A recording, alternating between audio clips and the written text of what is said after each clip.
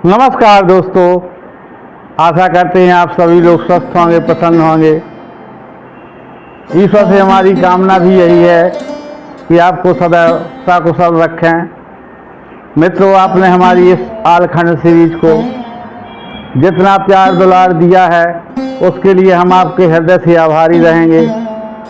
जो भी मित्र वीडियो पर आए हैं वो कृपया इस वीडियो को अभी लाइक कर दें, क्योंकि बाद में आप लोग भूल जाते हैं। आप सभी लोगों का हार्दिक धन्यवाद है। आप सभी लोग इस सीरीज को आगे देखना चाहें तो कमेंट करके बताएं, क्योंकि जब आप लोगों के कमेंट नहीं आते हैं तब मैं ये समझ नहीं पाता कि ये वीडियो आपको कैसा लग रहा है। कल के वीडियो में आपको बतलाया था कि कैसे तार का टिंका चढ़ता है और समय आने पर श्रीराज कहते हैं किसको किसको निमंत्रण देना चाहिए। तो माहिल सामने बैठे होते हैं तो कहते हैं चौड़ा, तुम एक पत्र तो पहले नंबर माहिल को ही लिख कर दे दो, दूसरा पत्र महोबा के लिए लिख दो। तब माहिल कहते हैं महाराज, हम गुलामों के साथ में भोजन नहीं करेंगे। अगर आप आला उदल को निमंत्रित करते हैं तो हम आपके यहाँ भोजन नहीं करेंगे। और क्या आप जानते नहीं हैं कैसे कुलहीन है ये। तब चंद्रभाट कहता है माहिल, क्या तुम्हारी बुद्धि खराब हो गई है? जो कहा जाता है 100 ब्राह्मण और एक मान, अगर आप अपने मान का अपमान कर देते हैं तो आपका बड़ा से बड़ा यज्ञ भी विफल हो जाता है। चंद्रभाट अपने समय के अद्वितीय विद्वान थे। जैसे जगनायक ने यहाँ परमाल रासों लिखा, वैसे ही चंद्रभाट ने पृथ्वीराज रासों लिखा। तो वो शक्ति और युक्ति से संपन्न थे।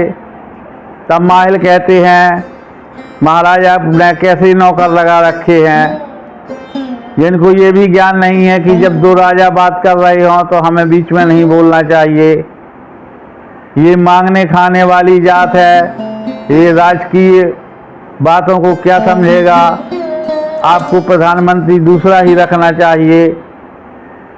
तब चौड़ा कहता है कि आप सही कह रहे हैं और नरेश, लेकिन जो कुलरीत का व्यवहार है, जब ब्रह्मा सगे दामाद हैं महाराज के तो उनको आमंत्रण देना चाहिए।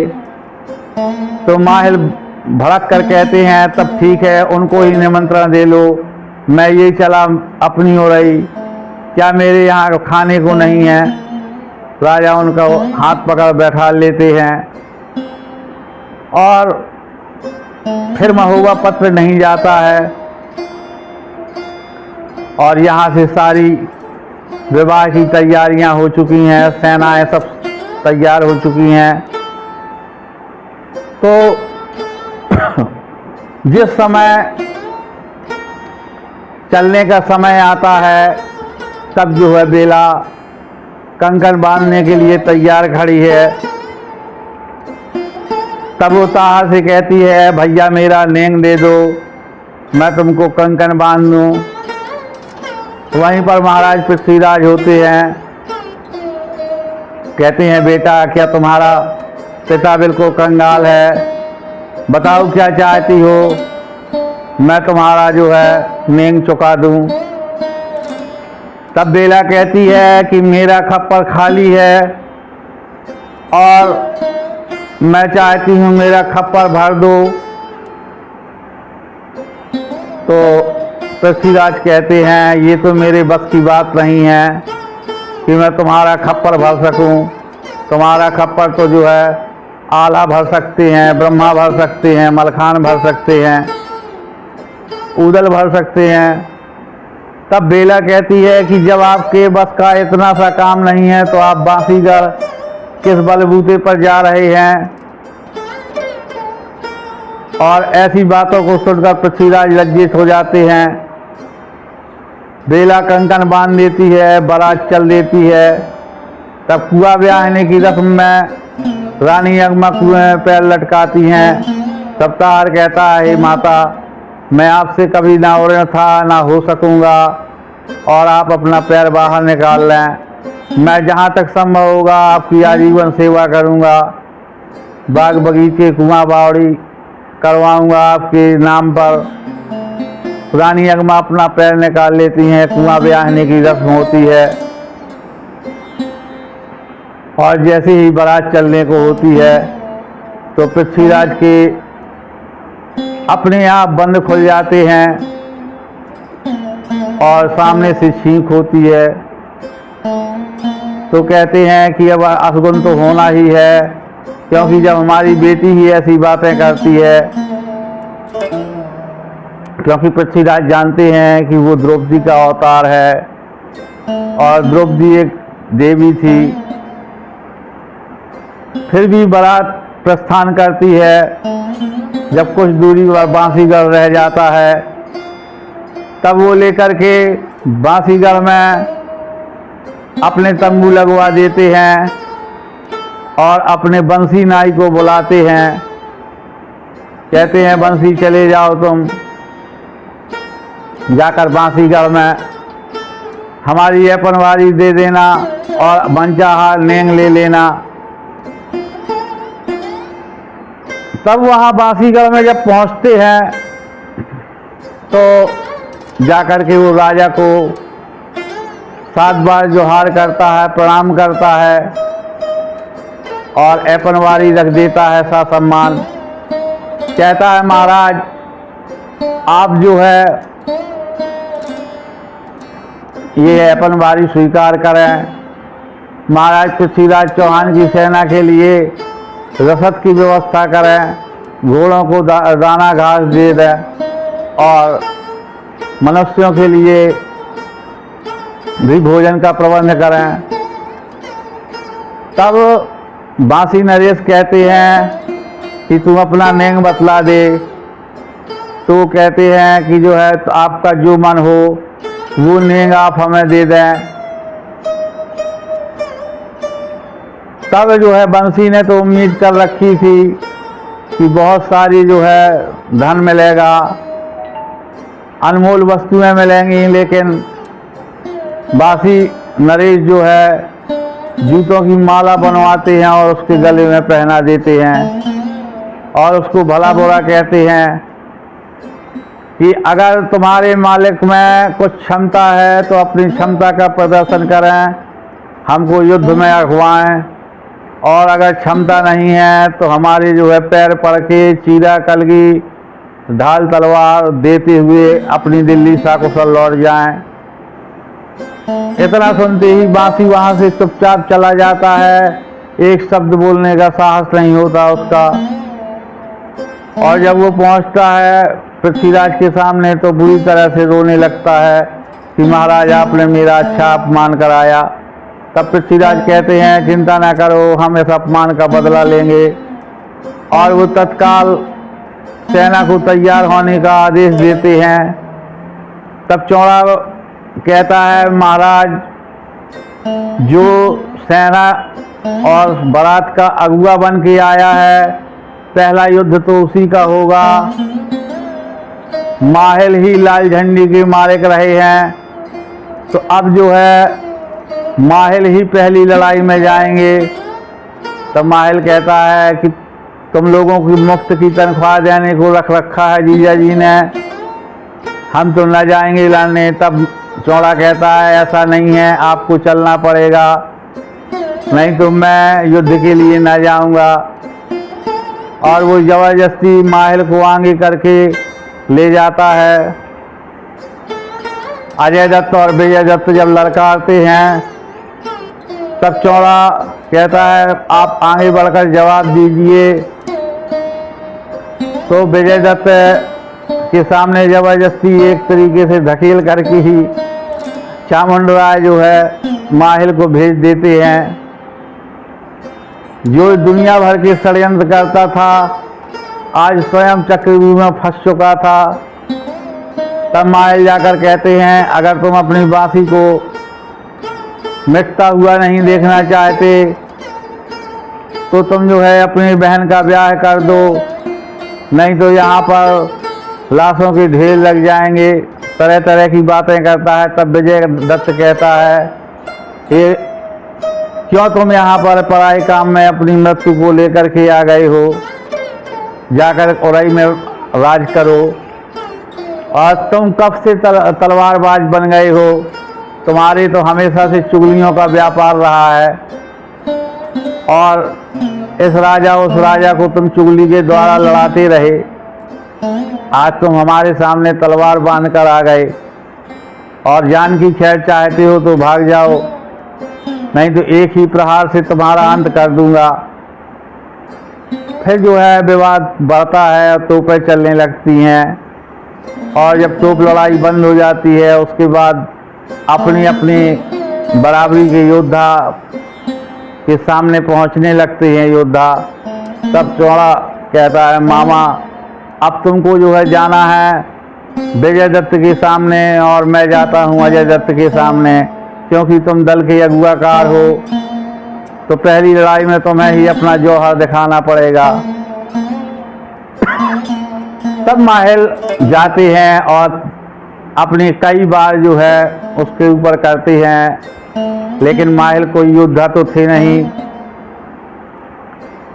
तो जैसे ही विजय दत्त अपना भाला उठाता है और उस भाले का वो फल देखते हैं चमकता हुआ, माहिल युद्ध मैदान से एकदम से जो है भाग जाते हैं। चौड़ा उनको बहुत देर तक रोकते रहते हैं लेकिन वो नहीं रुकते हैं। इस प्रकार से माहिल भाग जाता है और चामन राय आगे बढ़ कर के युद्ध करते हैं विजय दत्त से और कुछ ही देर के संघर्ष के बाद विजय दत्त को बंदी बना लेते हैं। विजय दत्त के बाद अजय दत्त सामने आते हैं, उनको भी बंदी बनाते हैं और अपने तंबुओं में दोनों को भेज देते हैं। सेना आगे बढ़ने लगती है। तब तक विश्वासेन के पास खबर पहुंच जाती है कि तुम्हारे दोनों पुत्र बंदी हो गए। वो अपने छोटे भाई बब्बुल को पत्र भेज क्षमा करें बब्बुल को बुलाते हैं और कहते हैं भैया तुम्हारे दोनों भतीजे बन गए हैं रणभूमि में, अब तुम ही चले जाओ वरना उनकी कैद छुड़ाना मुश्किल हो जाएगा। इतना सुनकर के बब्बुल क्रोध से भर जाता है, कहता है कौन है जिसने मेरे भतीजों को बंदी बनाया है, मैं अभी जा कर के उनको सबक सिखाता हूँ। तब वो जो जोरदार जादूगरनी है उसको साथ में लेता है और स्वयं आता है।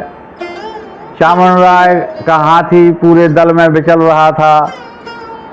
आते ही ललकार देता है किसकी मैया ना हार जायो, किसके पिता रहे अटवार। और तब जो है चौड़ा कहता है कि हमारी माता ना हार जायो, हमारे पिता रहे अतवार। और उनके सामने पहुंचते हैं, दोनों में बड़ा विकट युद्ध होता है। तो जब बब्बुल किसी प्रकार से जीतते नहीं देखते हैं अपने आप को, तो जो उनके पास लोहे की तीर रखे थे वो 60 तीर थे और 60 तीर चला देते हैं। तो उनके फल टूट टूट करके चौड़ा के शरीर में लगने के बाद गिरते जाते हैं, लेकिन चौड़ा को कहीं खरोंच भी नहीं आती है। जो उनकी तलवार थी उसका भी वार करते हैं तो तलवार टेढ़ी पड़ जाती है। चामन राय ज्यों का त्यों रहता है माता शारदा के वरदान से। फिर रस्से होकर के चामन राय अपना भाला उठाता है और हाथी उस भाले की जद में आ जाता है। हाथी वहीं पर गिर जाता है। तब निकल जाओ। तब जब बब्बुल देखते हैं कि मैं गिर चुका हूँ नीचे, हाथी मेरा मारा जा चुका है, चामन राय झपट करके उनको बंदी बनाना चाहते हैं। तब वो औरदा जादूगरनी से कहते हैं कि अब तुम मेरे प्राण ही ले लेगी, चला अपना जादू। तब जादूगरनी मिट्टी उठा करके चामुंड राय की ओर फेंक देती है और एक बारगी चामुंड राय का पूरा शरीर कांपने लगता है। तब बब्बुल उनको लेकर के बांध लेते हैं, मुस्कें कस के अपने किले में भेज देते हैं। और इधर इनके लश्कर में जब खबर पहुंचती है कि चामुंड राय बंदी बन गए, तब पृथ्वीराज एक ही बार में सारा दल सजा देते हैं। पृथ्वीराज, भूरा, वीर भुवंता, पारस, धीरा सिंह, इस तरीके से सारे लोग सज कर आते हैं और युद्ध होने लगता है। तब वो बब्बुल सिंह कहते हैं कि इस तरीके से तो मैं मारा जाऊंगा, क्योंकि पृथ्वीराज चौहान ने शब्दवेदी बाण उठा रखा था। तब वो जो है औरदा जादूगरनी को इशारे में बताते हैं कि इस बाण से मेरा बचना असंभव है। तब वो जाकर के पृथ्वीराज के ऊपर जादू कर देती है। पृथ्वीराज भी चामुंड राय की तरह गिर जाते हैं। तब बब्बुल उनको बंदी बना लेता है। तब ये पारस, वीर भुवंता आदि सभी युद्ध में आगे बढ़ते हैं और किसी को आधा पत्थर आधा मानव बना देती है, किसी को भैंसा, यानी सारा लश्कर उसने तहस नहस कर दिया। और जब ताहर ये बात सुनते हैं कि मेरे पिता बंदी बन गए, तब वो जा कर के अपने जामा पैजामा ये सारी चीज़ें उतार के रखते हैं, पांचों कपड़े पहनते हैं और अपना जिरह बख्तर पहन करके युद्ध भूमि पर पहुँच जाते हैं और बहुत भीषण संग्राम प्रारंभ कर देते हैं। एक समय ऐसा आता है जब सारा बांसी का दल तहस नहस होकर के भागने लगता है। इतनी विकट मार की वहाँ ताहर ने। और जब बब्बुल सिंह ये गद देखते हैं तो औरदा से कहते हैं अब तुम अपना जादू चलाओ, क्योंकि इससे मैं पार नहीं पा सकूंगा। यानी वो बिना लड़े ही अपनी हार को स्वीकार कर लेते हैं। ताहर को भी जादू के द्वारा बंदी बना लिया जाता है।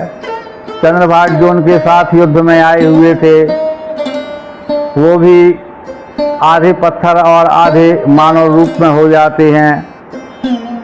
इस प्रकार से दिल्ली खबर देने वाला कोई नहीं बचता है और बब्बुल सिंह आते हैं, अपने भतीजों को छुड़ाते हैं और जीत का डंका बजाते हुए वापस किले में चले जाते हैं।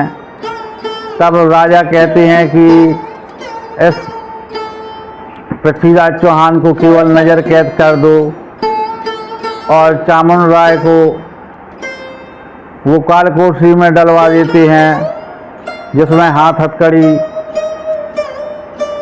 और गर्दन में तोक, पैरों में बेड़ी डाल दी जाती है। यानी कि चामुंड राय देख सकते हैं लेकिन वो हिल नहीं सकते हैं। ताहर को भक्सी के अंदर डलवा दिया जाता है, जो एक बहुत अंधेरा कमरा होता है जिसमें कोई निकल नहीं सकता, कोई दिखाई नहीं देता। तो मित्रों, अभी ये कहानी आधे तक ही पहुंची है, इसलिए मैं आप लोगों से क्षमा चाहता हूं, क्योंकि इसका भी पार्ट 2 तो आएगा ही। आप सभी लोग मुझे क्षमा करिएगा। मैं आपको यथाशीघ्र इसका दूसरा भाग भी बताऊंगा और यहाँ तक आप लोग बने रहे उसके लिए धन्यवाद। चैनल पर नए हैं तो सब्सक्राइब कर लें, वीडियो को लाइक करें। सभी का हार्दिक धन्यवाद। नमस्कार।